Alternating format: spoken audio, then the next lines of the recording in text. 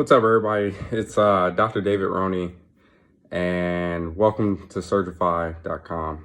So I'm going to start posting YouTube videos.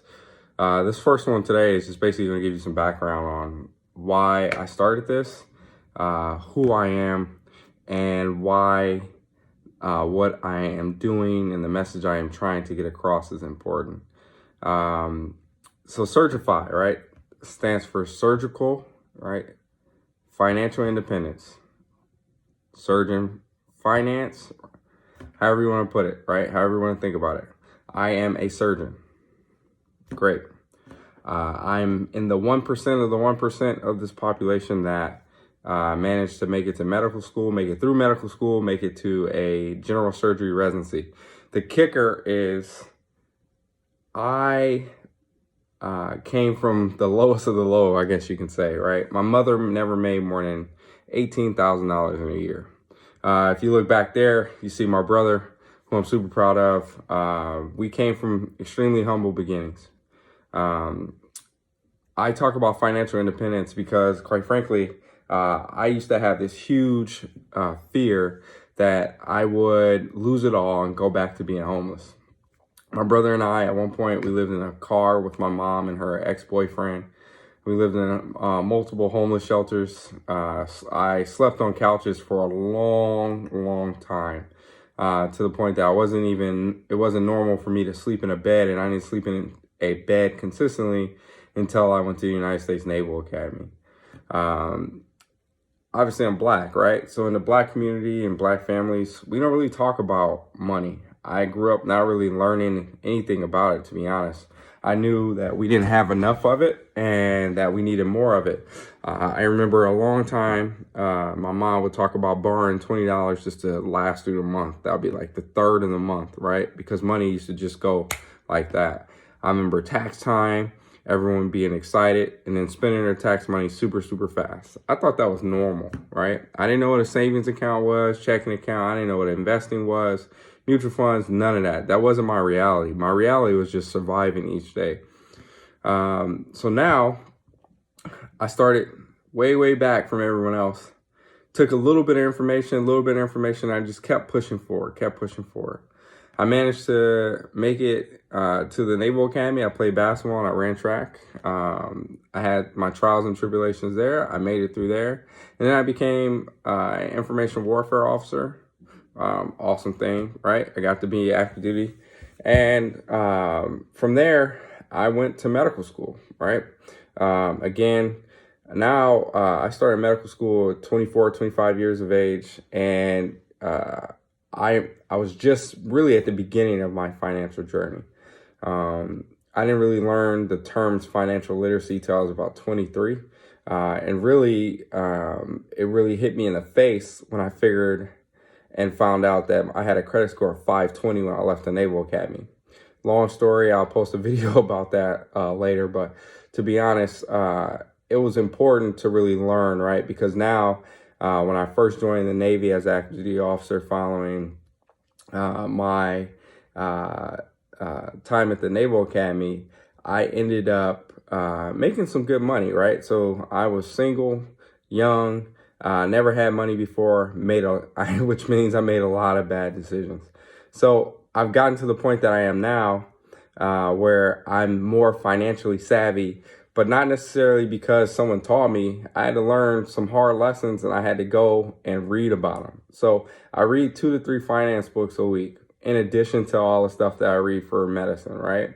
The reason why I read is because I want to constantly improve my knowledge too. I want to help others sort of get to the place that I am. The thing that is prevalent and the thing that's readily apparent to me in this country is the fact that when you're Black, you're often starting from not the start line, but a couple yards back, right? Sometimes 10 yards back, in order to get to run a race where everybody's basically knowing where the start line is.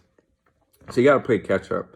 So what I'm trying to do is speed up that learning curve with sort of providing some tips and tricks and education, which is financially related. Also, I'll talk about basically how to pay for college, everything that surrounds becoming financially independent.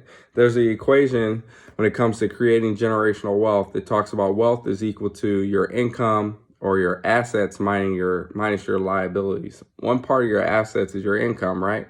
So you got to be able to get a high income or have and really create multiple streams of income. So if one stream of income is really not that high, well, you need to have multiple so that it all adds up to a high income, right? And you want to have multiple income producing assets, including your job, right? So I am a surgeon, i.e. most people know that surgeons are one of the highest paying fields that you can be in the United States. But wait. I work for the government, so don't think I got a lot of money like that. What I have to do basically is stick to a financial goal. I have to stick to a financial plan, and I have to make sure that I stay on track with the end goal in sight, right? So over the course of these YouTube videos or the course of the blog, and make sure you check out the blog, www.surgifi.com. That's SurgiFI.com. You can check us out on Twitter. Check me out on Facebook. And you can check me out on Instagram. I post little short videos on there with little tips and tricks. The longer stuff will come here on YouTube. And we'll post one video every Monday is the goal. Just remember, I'm a low budget operation, man. I'm from the hood originally, Compton, California. So I will keep it absolutely 100 with you. The production value is basically just me, and I ask my brother for some help on some stuff occasionally, but you'll hear from me and you'll hear about my story and how I got to where I am. And then I'll share all the tips and tricks that I've learned along the way. I've gained a lot of experience across medicine, finance, and technology. So yes, I program and I code.